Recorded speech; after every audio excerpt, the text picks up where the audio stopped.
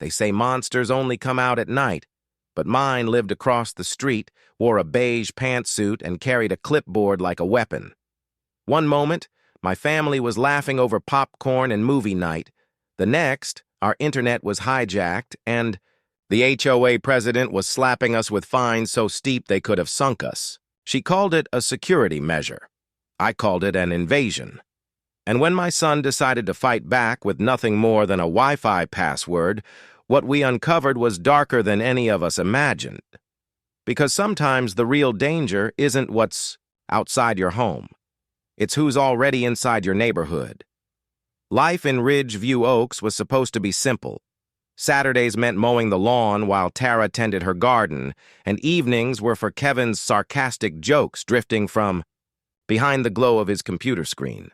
We weren't perfect, but we were happy. Movie nights were our ritual. Popcorn on the stove, blankets piled on the couch, and for a couple of hours, the outside world didn't matter. That's why it caught me off guard when the first cracks appeared. The internet, something so ordinary, so dependable, started to falter. Movies froze mid-scene, Kevin's online projects crawled to a halt, and even Tara's streaming recipes refused to load. We laughed it off at first, the way you do when life gives you a minor inconvenience. But then I noticed something odd. Our network had a new connection. One we hadn't added. I brushed it aside, thinking it was just a glitch. But deep down, I felt that creeping itch of unease. In this neighborhood, problems never arrived alone, and whenever rules and control were involved, only one name came to mind: Karen Grayson. What I didn't realize was that this wasn't just another HOA annoyance. It was the beginning of a battle that would drag my whole family into a fight we never signed up for. The first real sign that something was wrong came on a Friday night. Family movie night. Tara had just poured melted butter over the popcorn. Kevin had picked the spot in the middle of the couch, and I'd queued up one of those action classics that never gets old. The opening credits rolled and froze. A little spinning circle blinked on the screen. I tapped the remote, muttering under my breath. The circle spun and spun. Kevin groaned. "Seriously?" "It's been like this all week," he said, already thumbing furiously on his phone.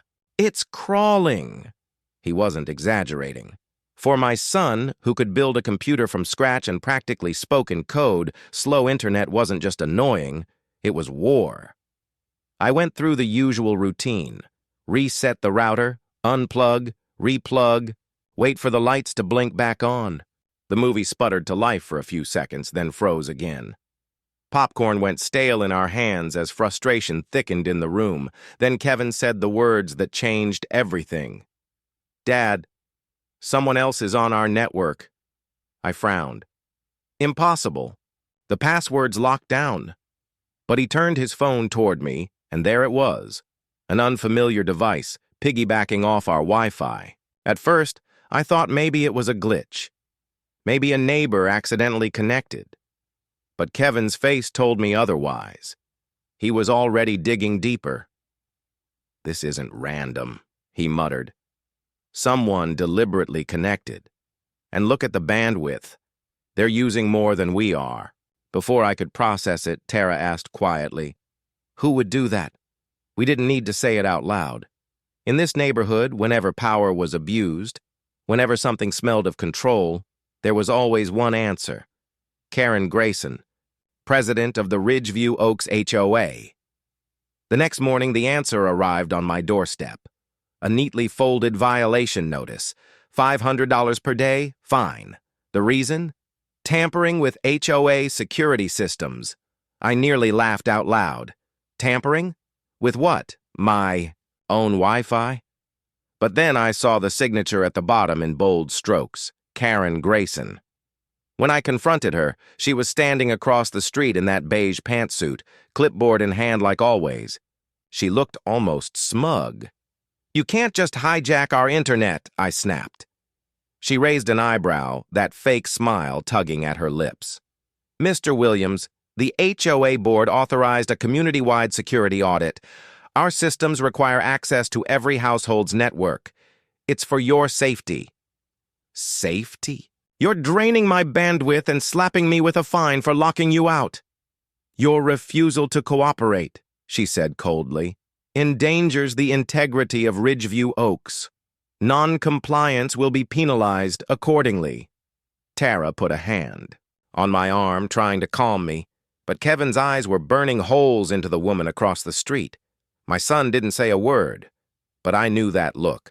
The wheels were already turning in his head. That night, Kevin took matters into his own hands. While Tara and I tried to relax, he was upstairs, hunched over his laptop, typing with a focus I hadn't seen since his last coding competition. Hours later, he came downstairs with a sly grin. "They're locked out," he said simply. "Changed the Wi-Fi password. Completely scrubbed their access." For a moment, victory tasted sweet. We were back online. Movie nights restored, bandwidth ours again. I thought maybe, just maybe, that would be the end of it. But Karen didn't like to lose. The following morning, another notice showed up. This one claimed unauthorized alteration of HOA monitored systems. The fine had doubled. She accused us of interfering with neighborhood security protocols, wording it like we were cyber criminals instead of a family who just wanted to watch a movie in peace. And then came the knock at the door. When I opened it, Karen was standing there, 2 board members flanking her like bodyguards. She didn't bother with pleasantries. She handed me another paper. "This is your final warning. You will provide the HOA with unrestricted access to your household systems or face legal escalation." Legal escalation. Over Wi-Fi. I could feel my blood boiling, but Tara squeezed my hand. Kevin, standing just behind me, whispered, "Don't worry, Dad. I've got this." That night, he didn't just change the password. He built a firewall so thick Karen would have needed the FBI to break through. He set up alerts, monitoring every attempted login. Within hours, the system pinged us. Multiple failed attempts, all traced back to the HOA's IP. Karen wasn't giving up. She was actively trying to hack us. The tension in our home thickened. Tara paced the kitchen, muttering about harassment and lawyers. I was torn between fury and disbelief, and Kevin, my quiet, tech-obsessed son, looked almost excited. "She's playing with fire," he said, "and she doesn't even know it." The next HOA meeting confirmed it. We walked into the clubhouse, rows of folding chairs filled with neighbors who wore the same tired, beaten-down expressions. At the front, Karen sat at her throne-like table, clipboard and gavel ready. When I brought up the Wi-Fi intrusion, she didn't even flinch. She looked me dead in the eye and said, "The HOA has the right to enforce security standards. If you disagree, perhaps Ridgeview Oaks is not the right community for your family." Gasps rippled through the room. She wasn't even hiding it anymore. This wasn't about safety. It was about control. Absolute control. But Karen didn't know what Kevin had uncovered. He'd traced her access attempts to something far bigger than just nosy spying. Hidden within the network traffic, he'd found files, documents not meant for homeowners' eyes. Files that suggested the HOA wasn't just watching internet traffic. They were monitoring emails, cameras, even smart devices. And all of it was being funneled through Karen's office. The petty fines, the rules about lawn height and trash cans, that was just the surface. What Kevin stumbled onto was darker, and it tied Karen to something none of us were prepared for. And the moment he told me, I realized we weren't just fighting a power-hungry neighbor anymore. We were up against a system designed to strip away every ounce of privacy we had left.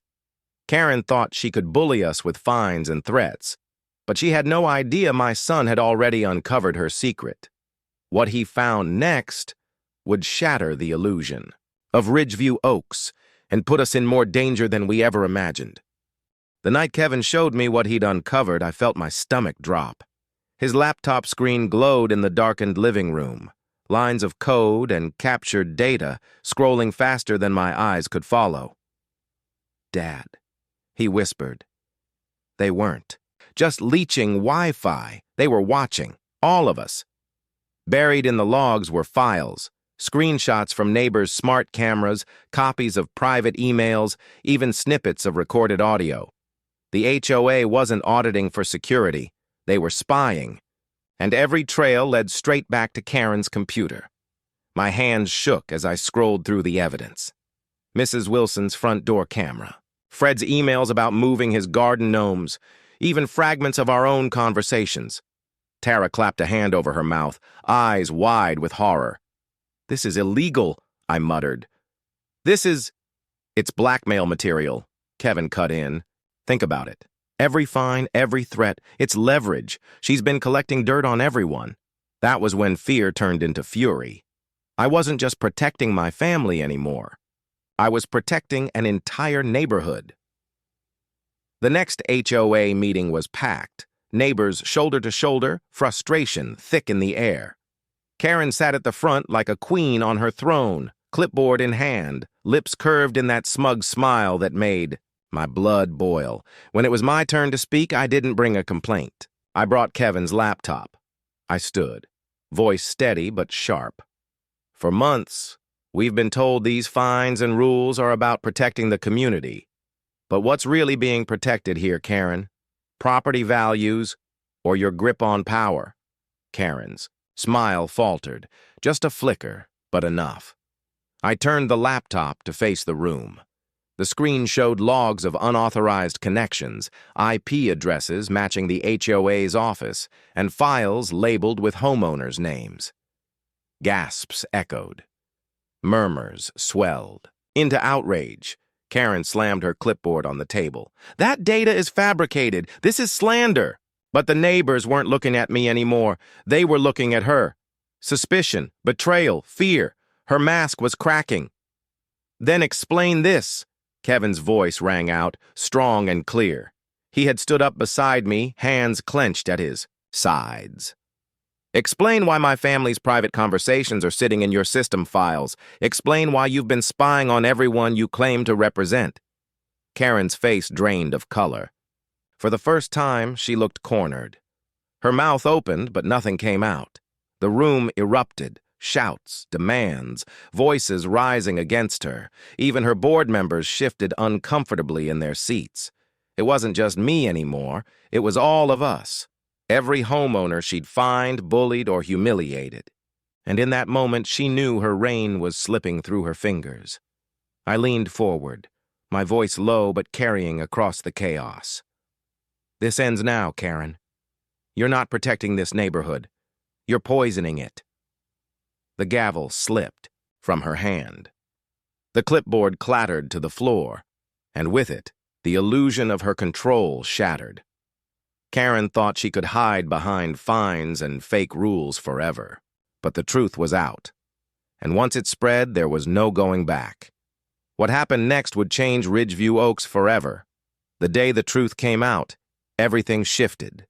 The police report, the Wi-Fi logs, the proof my son had carefully saved, it all painted the HOA president in the light she had fought so hard to avoid. What she thought would cement her control ended up unraveling it thread by thread. Her allies on the board grew silent, some even looking away as if ashamed of ever backing her crusade. The fines that had weighed on us like chains were dropped, voided as though they had never existed. But while the paper battles were won, the scars ran deeper. Every walk around the block carried a different weight now. Neighbors who once smiled with effortless warmth now gave cautious nods, as if unsure which side of the line they should stand on.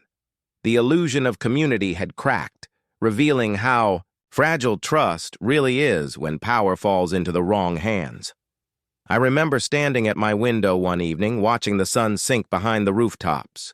The houses looked peaceful, bathed in gold, but I knew better. Beauty could hide bitterness. Rules could mask oppression. What mattered was not the paint on the walls or the flowers in the yard, but the courage to speak when silence seemed safer. For my son, it was a lesson carved into his teenage years. Never let someone convince you they own your freedom simply because they sit behind a desk or hold a title. For me, it was something heavier. I had learned that sometimes the fight for your home is not about wood, brick, or property lines. It's about dignity, about drawing a line and refusing to be pushed past it. We didn't move. We didn't run. We stayed, not because we loved the HOA, but because we loved our home more. And every time I see my son walk past the spot where it all began, chin high, unafraid, I know we made the right choice. The story could have ended with silence, with us paying the fines and swallowing the humiliation. But instead, it ended with proof that even one voice, one family willing to resist, can tip the scales. So the question lingers, not just for me, but for anyone who has ever faced power used as a weapon. When the place you call home becomes a battlefield, will you surrender to fear or stand your ground?